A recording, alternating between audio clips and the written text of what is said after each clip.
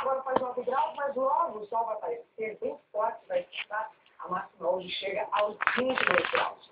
E hoje será mais um dia de baixa umidade do ar do norte do Paraná, Espírito Santo, Sertão Nordestino, até Rondônia. Nessa área amarela, os índices podem ficar abaixo dos 30%. Ontem, Piracicaba, em Minas Gerais, teve uma situação de emergência e registrou apenas 11% de umidade do ar. Caracol, Piauí, 12%. O ideal para o organismo é 60%. Hoje o tempo fica aberto e sem nuvens do Rio Grande do Sul ao Acre e até o Nordeste. Chuva passageira só no extremo norte e também no leste. Porto Alegre e Vitória hoje terão máximas de 23 graus e 36.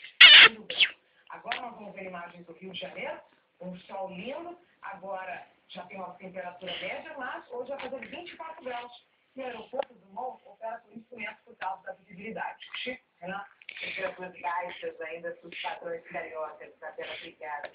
No estado da Flórida, nos Estados Unidos, um incêndio e a todos os bombeiros de Flórida. Essa conversa inicial, meu primeiro minuto de atividade, Vem, cachorro. Vem, bexigueiro. para a retomada das conversas foi superado quando o governo israelense